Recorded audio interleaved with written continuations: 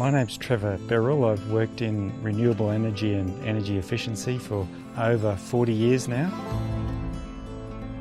We're starting to see in Queensland a shift of the whole economy from being fossil fuel based to renewable energy based. Well, we are the Sunshine State. We have the highest penetration of solar panels on houses anywhere in the world now.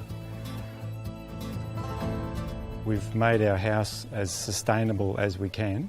It's a 1980s house that was designed to be energy efficient right from the start, which is pretty unusual. We've built on that with all aspects of sustainability. This is my stairway to heaven, and when you get to the top, you turn to the left and then you see the solar systems. We've actually got the first registered solar power station in Queensland on our roof. It's SPVQLD01, because in 2000 we were allowed to connect solar systems to the electricity grid for the first time. We have about 2.8 kilowatts, which generates around 12 kilowatt hours of energy a day, and that supplies 120% of our energy needs, including charging our electric vehicle. We bought a second-hand electric car 2 years ago. It's used for all of our city driving. It has a range of about 120 kilometres. It cost us about $20,000 second-hand. Very, very energy efficient little vehicle.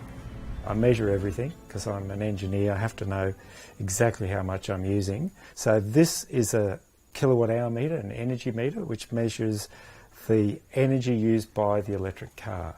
I can track what the condition of the battery is over time. All of the garden appliances are run off electricity, so I can charge them off the sun.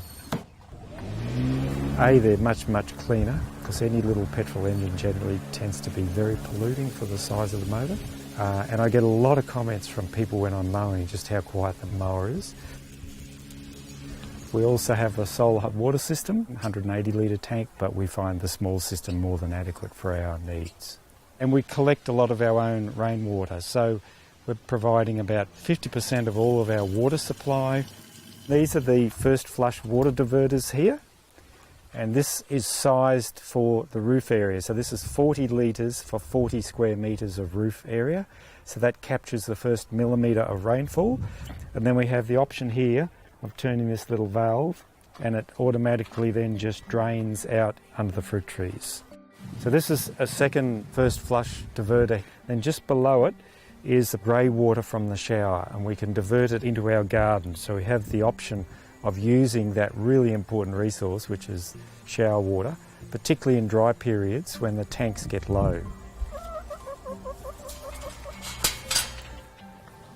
So these are our three chooks, Tonto, Pronto and the Lone Ranger. You can see that the fruit trees through here are the place where the chooks also run, so they're basically fertilising underneath the fruit tree.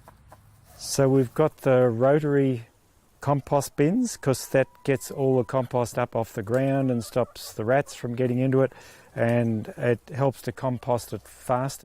Really important to compost, because otherwise it just goes to landfill. It's a really excellent resource for any of your garden. Makes such a difference to healthy plant growth. All of the pathways around the house are designed to be porous so that they absorb water, and wherever we've got garden beds, lots of mulching used, so we're really aiming to collect as much water and hold it in the ground for as long as possible. The big tree here is the persimmon tree, and it's an excellent shade tree because it shades the whole eastern side of the house in summer, and then in winter we get a carpet of autumn leaves as it drops all of its leaves. It's absolutely beautiful.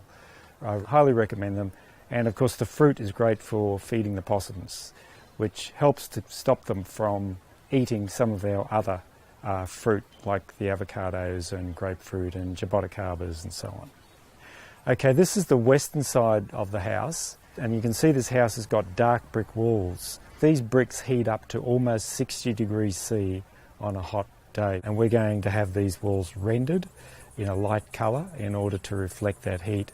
This is our solar powered clothesline, very important. But behind me we've got a hood over the window. That window faces to the west, and we want to get the winter sun in, so we can actually raise that hood above the window right up in winter, and that then gets some winter sun in, and that heats up the floor. The floor actually absorbs the solar energy in winter and heats to about 30 degrees Celsius, and that basically keeps the inside of the house quite warm during the winter months. In the summer months, the sun doesn't come in at all onto this floor. If you dig down 2 metres, the ground temperature is about 20 degrees C much of the year round. So this floor tries to stay at 20 degrees C. So we don't have any air conditioning, we just use very high efficiency fans for cooling. So behind me is the deck here, which is on the northeast side of the house, and that's the best place by far to have a deck in our climate, because it gets both the winter sun and the summer cooling breezes. And we've put a little sunroof in it as well, so we've got louvers, and we can open them up in winter to get full sunlight across it, and then we close them for the rest of the year. So this is the top level of the house, which has got the bedrooms on the south side of the house. Above me is the big clear story windows, and they face to the north, and they have an overhang over the top of them, so they're completely shaded in summer, but in the winter months the sun comes in, and this area up here gets heated up to about 25 degrees on a cold winter's day. And we can control the amount of sunlight at any time of year. We've got little windows up the top here in order to let the hot air out. We have these special insulating blinds over most of our windows upstairs, and these are called cellular blinds. They go all the way down to the floor, but the interesting thing is inside them they have a reflective surface, and that stops the heat from being transmitted either from the outside in hot weather or from losing the heat from the inside of the house in winter to the outside. So overall, these blinds make this window better than double glazing.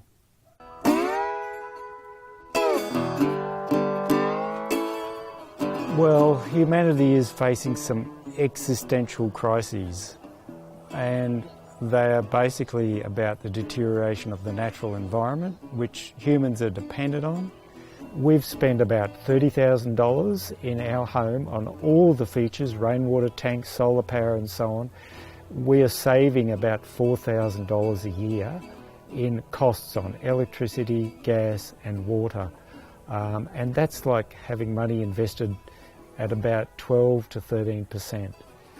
Which is much better than you get in the bank and even in most super funds. So it's just a really smart thing to do.